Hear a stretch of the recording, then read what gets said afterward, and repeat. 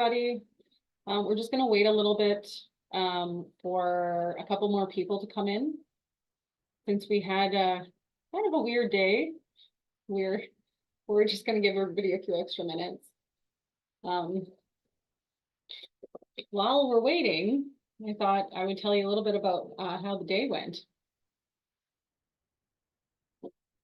So we had planned to host as many people who wanted to kind of come in person as possible this time.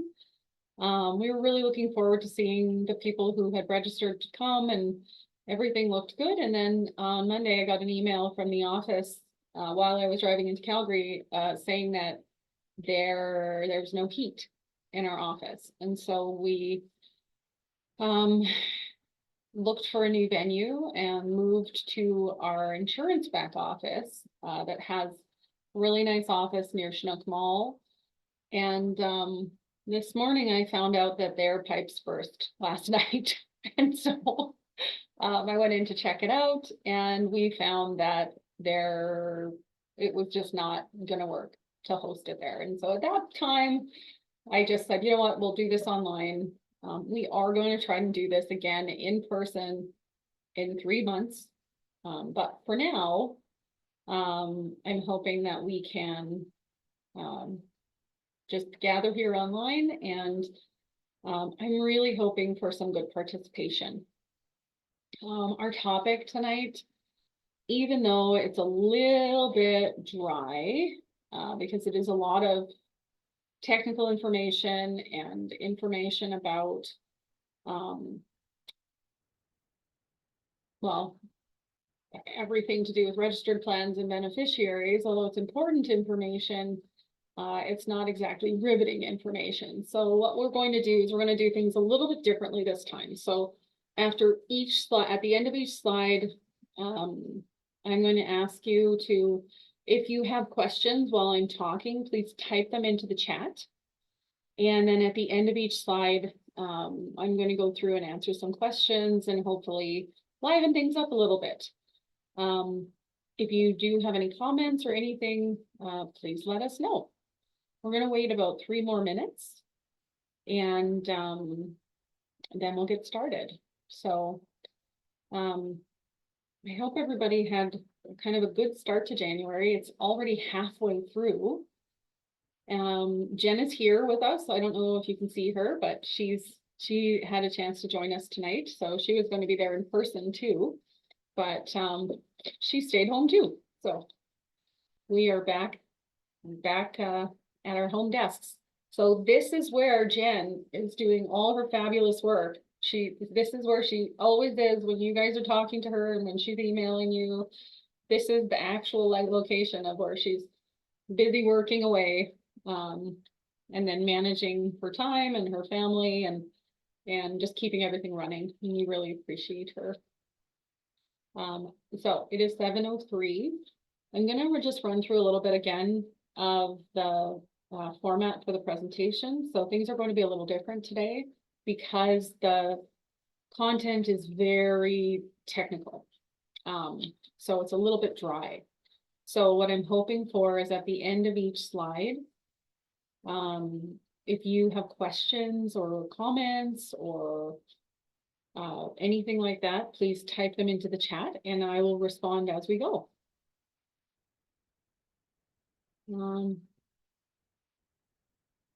Just waiting for a few more people. I think we're missing 2, Jen.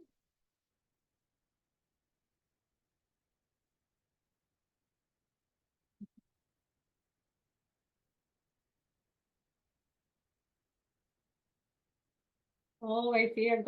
We've got our youngest participant. Her name is Sadie Dusick, and hi, sweetheart. She's my niece. She lives near Saskatoon. And this big girl is coming to learn all about registered plans. Hi, sweetheart. Okay, well, let's get started. So today we're talking about registered plans. And as we go through the slides, feel free to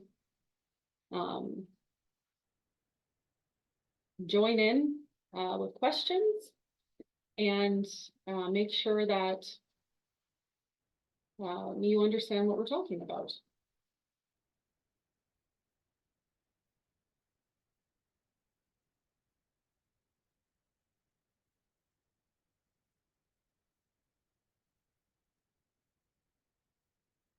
Okay. I'm just getting this ready.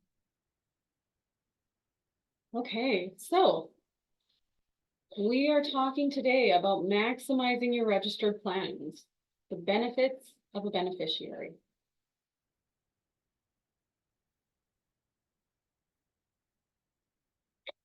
What is a registered plan? You can see all of the different kinds of registered plans we're going to be talking about on the screen today. Simply put, a registered plan is a financial account that has been registered with the government for a specific purpose. Each of these plans allows us to name beneficiaries. There are special provisions if your beneficiary is a spouse, a minor child, or a disabled or dependent child of any age. Starting with RSPs, which is sort of the most well-known of all our registered plans. An RSP is a registered retirement savings plan. We also have LIRAs and locked-in RSPs. An RRSP is a plan registered specifically for retirement savings. LIRAs or locked-in RSPs are plans that originated as a pension that run under similar rules to the RRSP. A TFSA or tax-free savings account is a plan that has designated the savings inside as eligible to grow and pay out tax-free. An RDSP, a registered disability savings plan, is a plan that is designed for people who qualify for the disability tax credit. The funds inside are exempt from the income and asset qualifications that provincial and federal government programs do to determine benefits. A first home savings account, an FHSA, is a savings account that is designated to save for your first home. And an RESP, a registered education savings plan, is savings designated for post-secondary education, so after high school. I'll be going through each plan in depth after we talk about beneficiaries. So, why name a beneficiary? A named beneficiary on an account gives clear instructions for when you pass away. It reduces ambiguity and allows for tax-free transfers of assets to certain people. It also allows those funds to bypass probate. If your estate needs to be probated, it becomes a public record. Anything in the documents is available for the public to view. Do you ever wonder how people get the names of the beneficiaries of wealthy Canadians? If their estate has been probated, it is as easy as paying a fee. I, for one, would like my final wishes kept private. Different family members have different options in registered plans. If they are designated as a qualified individual or qualified survivor, they're eligible for different options on the benefits they receive.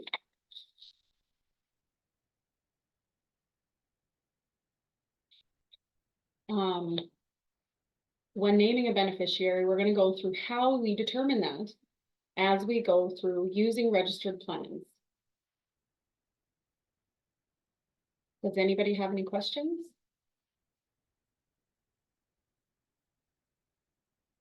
I'm not seeing any typing. For those of you who just came in, if you would like to ask us any questions, I'm going to be pausing after each slide to take questions, just to break up the monotony of the very technical language I'm using today. Each registered plan has a designated use. Depending on the plan and how long the plan has been around, it may have different or alternative uses. I'll go through the RESP, RDSP, and FHSA first, and then we'll take a deeper dive into TFSAs and RSPs. First up, RESPs. There are three types of RESPs. There are individual plans, family plans, and group plans. And there are different ways to invest in each of these plans. You can contribute up to basically $2,500 per year. And your RESP contributions are matched at a 1-to-5 ratio. So you put in $1, they put in 20 cents. And you can get up to $500 per year that the child has been alive in grants. The match is done through the Canadian Education Savings Grant, or the CESG. If you qualify, your RESP may also receive the Canada Learning Bond, which is designed for lower income Canadians. Saving in an RESP grows tax-free, and it's taxable to the student on withdrawal. Contributions are not tax deductible, but it does grow tax-free for the whole life of the plan. Funds withdrawn from an RESP can be used by the beneficiary, so the student, to help pay for education costs such as tuition and other fees, textbooks, and even living expenses. An RESP can be shared with siblings if you believe that child is not going to use the funds. And if you contribute more than the maximum, it will, or sorry, more than the grants you will receive, it will be accepted as long as you have not exceeded the $50,000 per child lifetime maximum. So why do you use an RESP? Well, honestly, it's because you get free money. You get free money from the government for your children's education. And even if it goes unused, the contributions and growth can either be withdrawn from the RESP or rolled over to an RESP. Only the grant and the growth on the grant goes back to the government. What happens if the plan holder dies before someone is ready to use an RESP or while the student is at school? If a plan holder dies and there's no joint owner, the plan becomes an asset of the estate. If there is a written provision in your will, the representative for the estate can name a successor owner. However, it is really complicated. I suggest that all couples own the RESPs jointly and all owners without a partner name a successor in their will. The successor can even be the beneficiary as long as they're over 18. Okay, so we have a question in here that asks, do you need to show receipts for living expenses or do you just need to show proof of enrollment? Thanks, Jen. So RESPs have changed a lot in the last 10 or 15 years. When it started out, you had to show a specific receipt for every single dollar you were taking out of your RESP. That's not true anymore. We just need proof that the student is enrolled, and then the student can withdraw as much as they need. In fact, if you have a student that's going on an exchange program abroad with another school or college, you can even pay for travel expenses, airline tickets, living expenses in a foreign country. There are up to 50,000 institutions worldwide that qualify for RESP payments. Let's move on to RDSPs. I would say RDSPs are the least known of all of the registered plans. You think it would be the first home savings account, but they are getting an awful lot of press right now. So who's eligible for an RDSP, a registered disability savings plan? Anybody who qualifies for the federal disability tax credit and is under the age of 60 qualifies to open an RDSP. It can be opened by the disabled individual themselves, if they're able to manage their own finances, or a parent or guardian of the individual, including parents and siblings.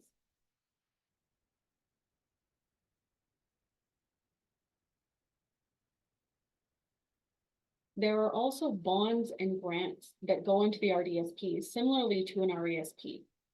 Although all account holders qualify for grants, the amount is determined by the household income when the beneficiary is a child, and their own income when they become an adult. The plan is exempt from income and asset testing that determine different benefits, different government benefits, like AISH in Alberta, which this allows a disabled individual or guardian to set funds aside for their care and their needs later in life. With this guy, just like everything else, things can get complicated if the beneficiary or, sorry,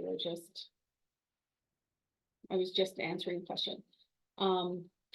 Things can get a little bit complex if the beneficiary dies, but what if the plan holder dies? If the plan holder dies, it passes to the successor plan holder as long as it's been named on the account.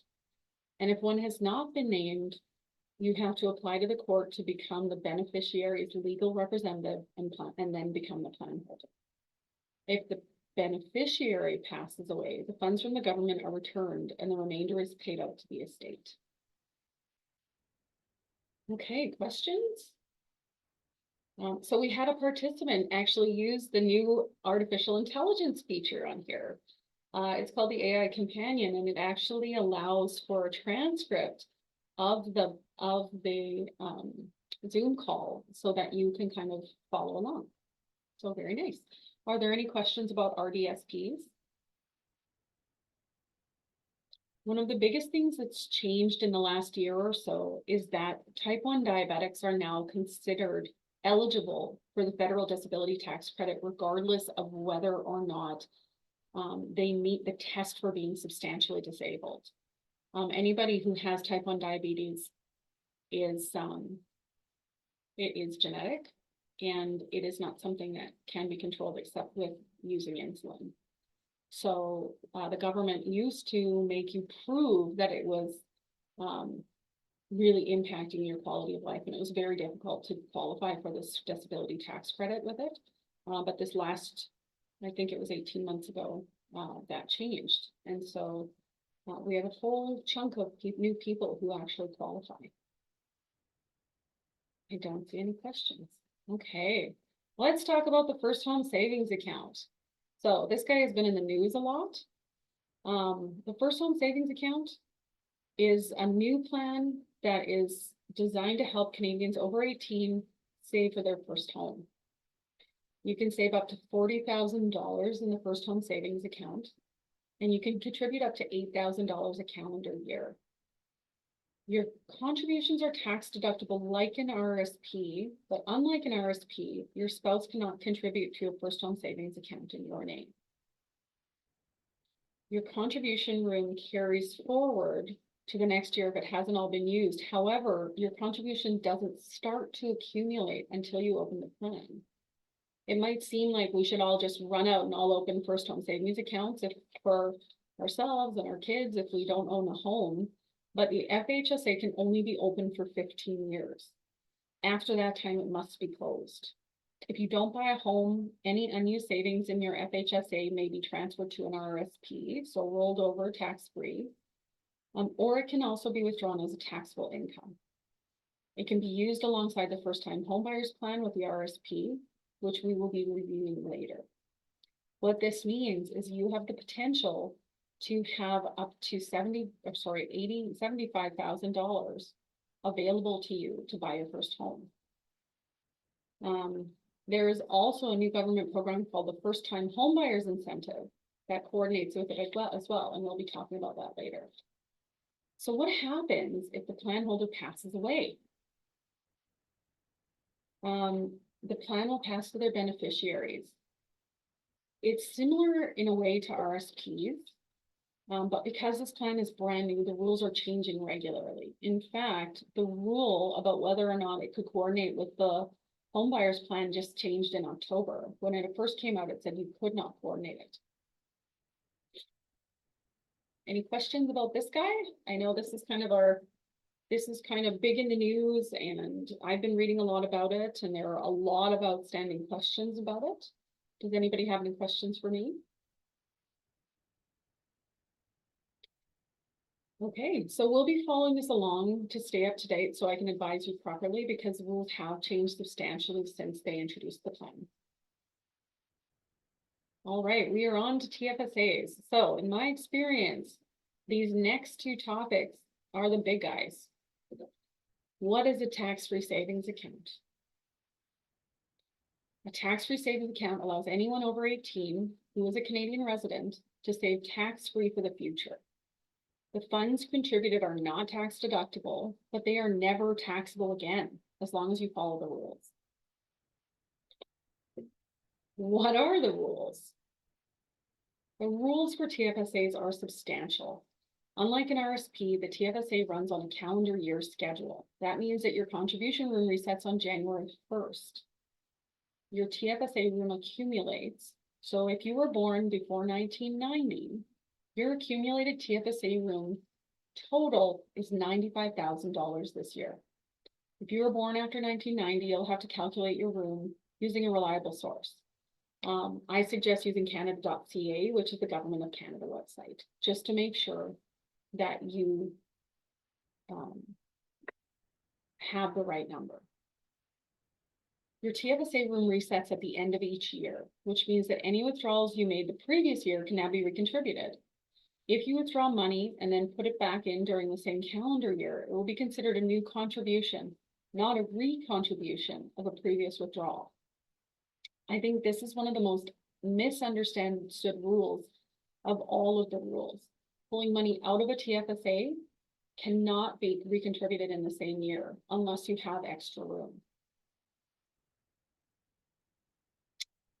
So to go back over this, your room increases each year. The amount is dictated by the federal government. This year, your room increased by $7,000. Any amount withdrawn from the TFSA can also be recontributed the following year. As your TFSA grows and shrinks, so does your room. So I'm going to give you a little example here. Let's say you put $10,000 into a TFSA and it grew to $11,000. At $11,000, you then withdrew the whole amount and waited until the following year. Well, the following year, you could recontribute that entire $11,000 as you now have that extra room built by the growth. However, if you were to put $10,000 into a TFSA and it were to shrink to $8,000, and then you withdrew it, your recontribution room would only be $8,000. That is one of the reasons we think it is so important for you to understand what the rules of TFSAs are, because they can be tricky. Before we go on to overcontributions, I just want to talk a little bit about what a TFSA is suitable for. TFSAs are suitable for anything but short-term planning. Because of the rules about contributions and withdrawals, it is more suitable to use it for purposes where you would not withdraw and contribute multiple times in 1 year. So let's talk contributions. We probably all know somebody that got the dreaded CRA letter in the last couple of years saying you may have overcontributed to your TFSA. So how do we prevent it? One of the big ways you prevent it is to make sure that if you have more than one TFSA, you have disclosed that to anyone assisting you with your TFSA investments. You're allowed to have as many TFSA accounts as you want, but the total contributions cannot exceed your maximum contribution room. If you exceed your room, there is a 1% per month penalty with interest until you remove the overcontribution.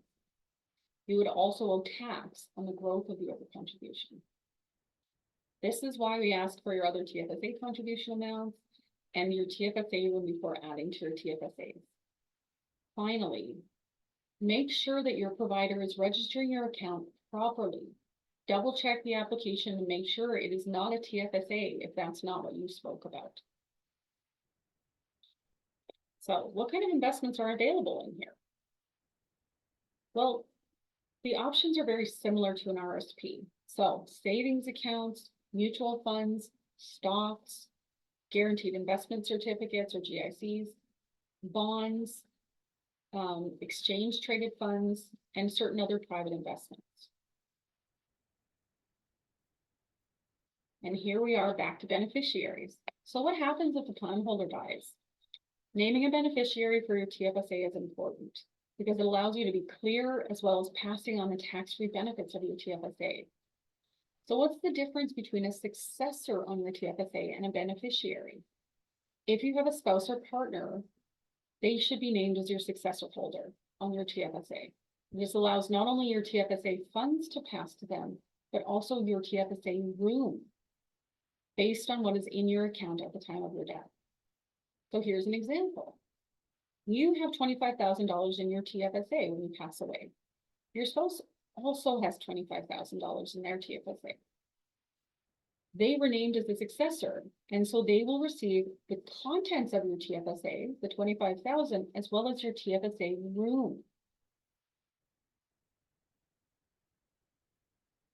that means that they would have total contribution room of the 25,000 they put in, the remainder up to $95,000 plus your $25,000.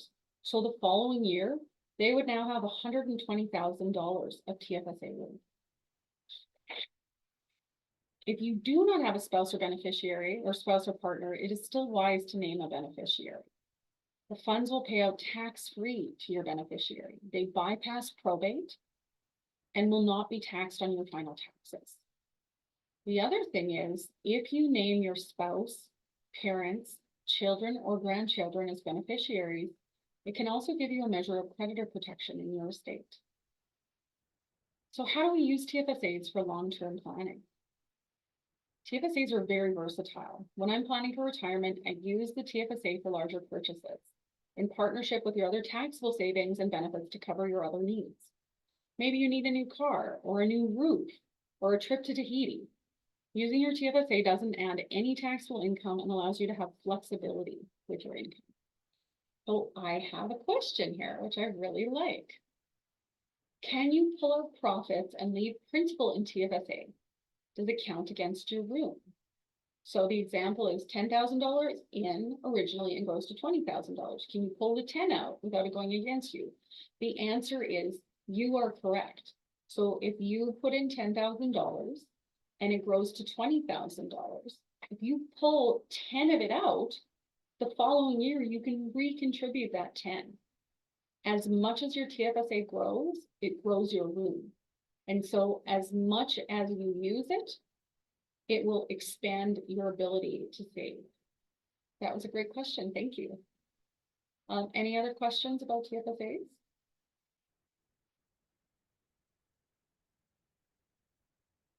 Okay. If you do have questions at the end, we will have a spot for you to ask questions generally about the presentation. So if you missed it or if you come up with it later, please ask us at the end or email me or Jen, and we can answer your question. All right, let's talk about the big guy, RRSP, LIRA, and locked-in RSP. So, as you know, the big deal with RSPs is the tax savings.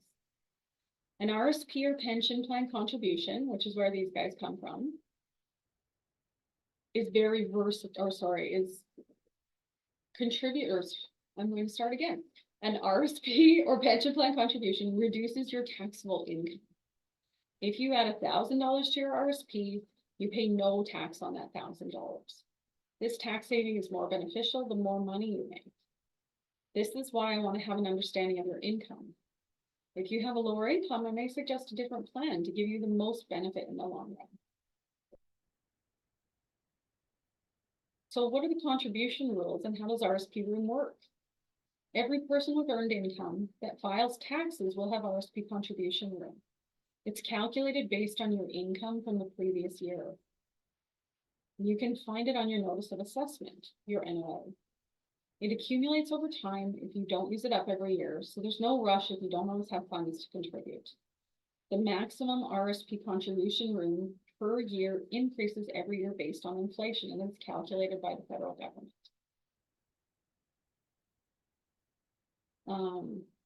RSPs, pensions, group RSPs, deferred profit sharing plans, contributions, all reduce your RSP room. This includes the employer contributions. This is one of the reasons I ask for your T4 or last pay stub of the year when we're talking about RSP contributions in January and February. This year, the last day to contribute to RSPs for your 2023 tax year is February 29th because it's a leap year. So I get lots and lots of questions about RSPs, and I really get some common objections to having RSPs. And these are legitimate concerns that people have. And so I thought I'd go through some of these questions just so you can get a feel for what my answers would be if you asked them. As all things are in financial planning, the answer is usually it depends. I will collect as much information as I can to ensure that we are making the right choices for your current investment dollars. So question 1, what if my taxable income is the same in retirement as it is right now? Well, if you end up with the same amount of taxable income in retirement as right now, you have still had growth on your money, tax deferred, and reap the benefits of lower taxes in what are probably your highest expense years when you're younger. What if I have too much in my RSPs in retirement? Too much is very subjective. We base your withdrawals on how much you're receiving from other taxable sources, such as pension, Canada Pension Plan, and old age security.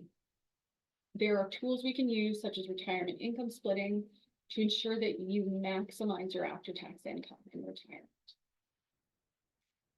My favorite question that I get about all sorts of registered plans and about taxation and everything else is, how do we know the rules won't change? The short answer is we don't. But what we can say is the past changes to RSPs and their rules have generally been to benefit savers, not to penalize them. An example is the increase in the first-time homebuyers plan amount. In 2019, it increased from 25,000 to 35,000. So, my last most common question, how much is too much in your RSP? Again, this is very subjective. It will depend on what other sources of income you will have in retirement, such as a pension. When I'm asking for details of your other investments, pension, and group benefits, this is one of the reasons. If you have a pension, you'll be using the information, I will be using the information you give me to make sure you aren't over contributing and to make sure that we're planning for a well-rounded income in retirement. And here we are back to CRA. What happens if we over contribute? There is a maximum amount you contribute to an RRSP every year.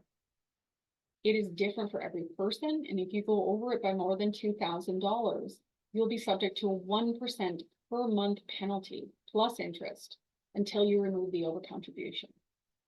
The most common reason I've seen for overcontribution is because a person doesn't know that their pension contributions and their group savings or group RSP affect their RSP room. So what can you invest in inside your RSP? The most common types of options are the ones that I've already listed for TFSA. They're a savings account, stocks, mutual funds, ETFs or exchange traded funds, bonds, and GICs. There are also other approved alternative investments that have higher risks, including private mortgages and exempt securities. The RSP is pretty special. It has a couple of really interesting features to it. The government actually allows you to borrow from yourself to move your life forward. So, what is the homebuyer plan? The first-time homebuyers plan allows you to borrow up to $35,000 from your own RSP to buy your first home. You have 2 years before you need to start repaying yourself, and you have 15 years to repay the whole amount. Although it focuses on first-time homebuyers, you qualify as a first-time homebuyer if you have not lived in a home you or your partner or spouse own for over 4 years, or if you're newly divorced. The newly divorced rule is actually relatively recent, and as I said, every time the RSP rules change, they seem to be beneficial. Something else that the government has come up with that actually partners with the first-time homebuyers plan is called the first-time homebuyer incentive. The government of Canada has a new plan where they will lend up to 10% of your down payment on a new home based on the same rules as the homebuyers plan. It's an investment in your home that doesn't need to be repaid until you sell it. Plan integrates with the homebuyers plan and the FHSA, the first home savings account, to give you more accessibility on your first home purchase. If you cannot repay a portion that you need to in any given year, that small portion, that 1/15 slice, will just be added to your income, and you'll be required to pay tax on it. The last piece we're going to talk about in this slide is the lifelong learning plan. And again, this is a unique benefit to the RSP. The lifelong learning plan allows people to borrow up to $20,000 from their RSP to fund further education for themselves or their spouse or partner. They can borrow up to $10,000 per year, and you have up to 5 years to start repaying it. The repayment period is 10 years in this case. Once again, if you cannot repay the portion you need to in any given year, it will just be added onto your income tax, and you'll be required to pay tax on it. Okay, let's talk questions. Does anybody have questions on this guide? Nothing? Okay.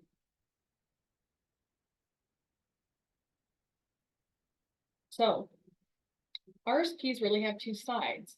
They have the side where you accumulate, where you're putting money in, you're saving, you're getting ready for retirement.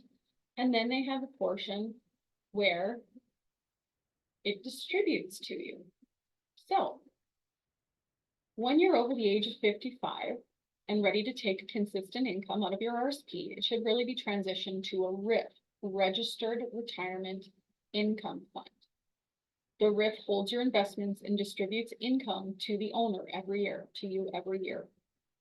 Although RIFs have a minimum amount that must be distributed every year, that amount is based on your age, the amount that's in the account on December 31st of the previous year. And this calculation is done at the end of every year to determine your minimum.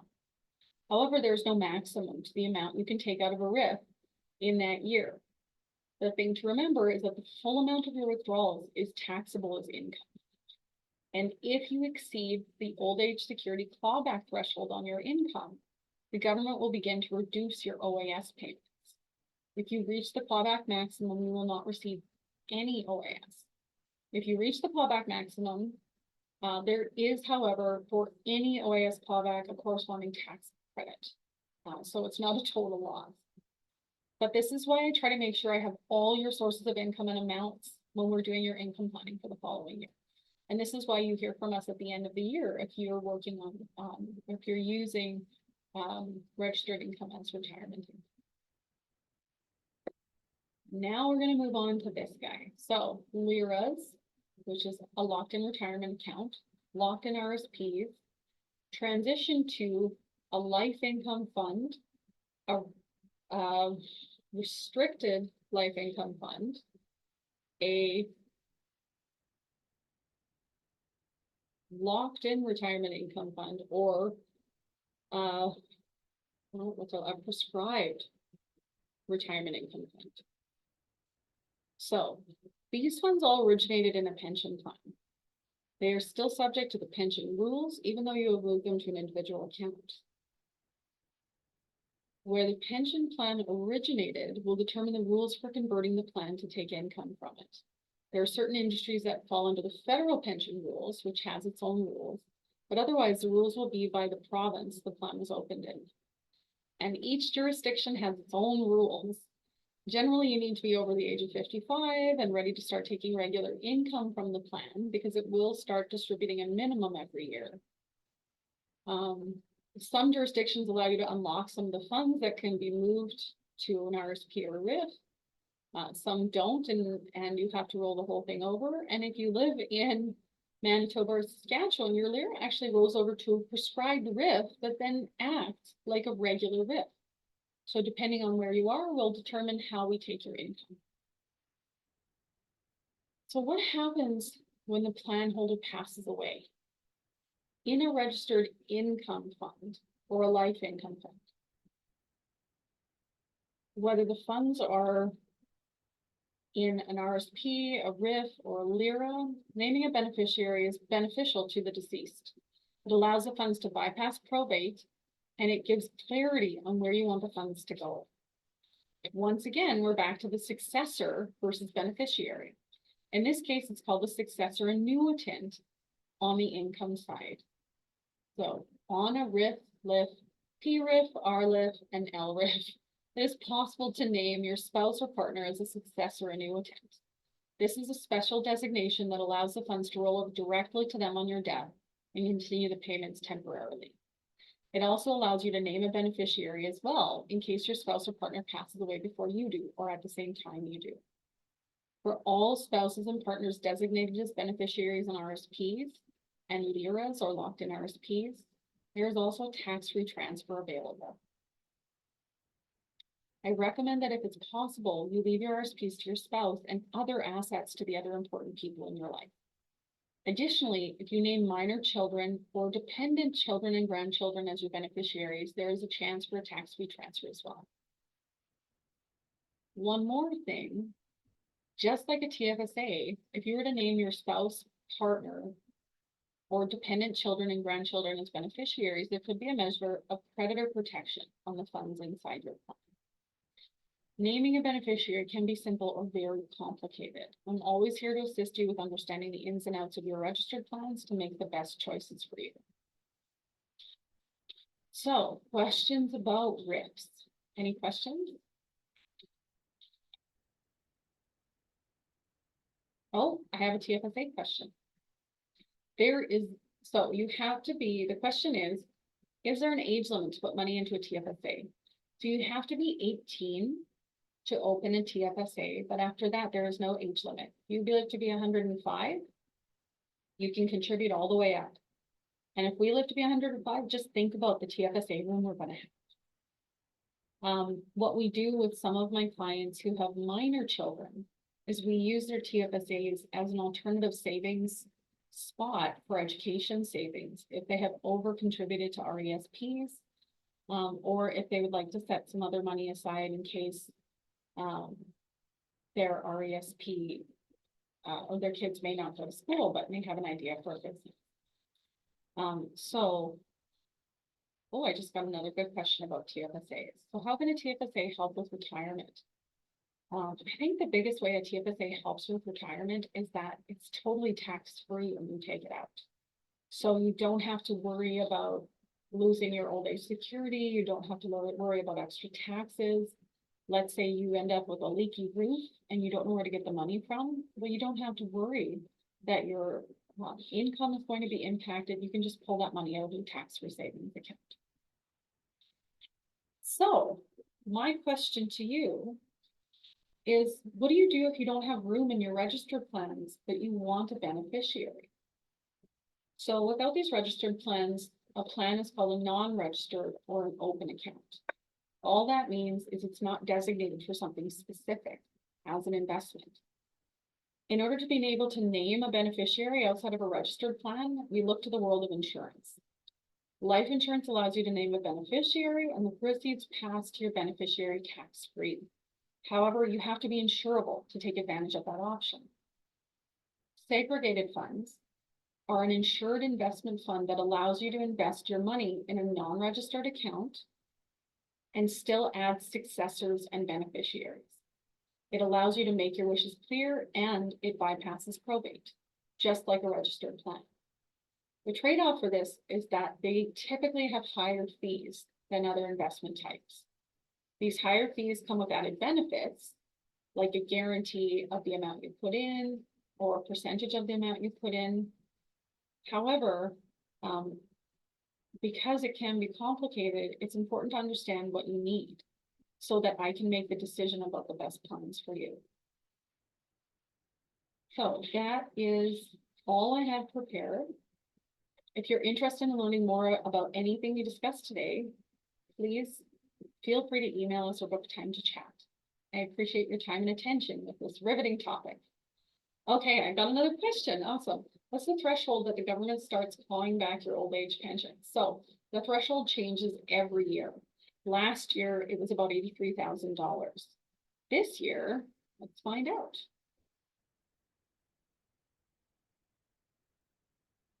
The amount starts at $90,997.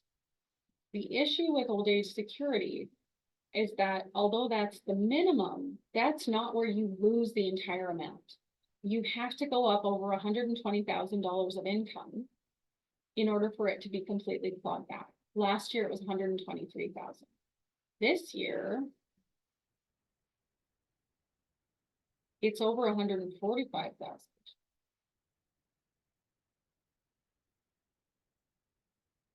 The reality is we do everything we can to make sure you get all of the government benefits you've contributed to throughout your lifetime, and that you pay as little tax as possible while still staying on the right side of the CRA. Are there any other questions? Oh, how can grandparents or parents use the FHSA for their children? Are there any advantages to using it for them? So when the FHSA first came out, they floated this idea that parents or grandparents could actually contribute and get a tax break. That, however, changed in October. What does still happen though, is if you have money that you're thinking of gifting your children when you die, why not give it to them now?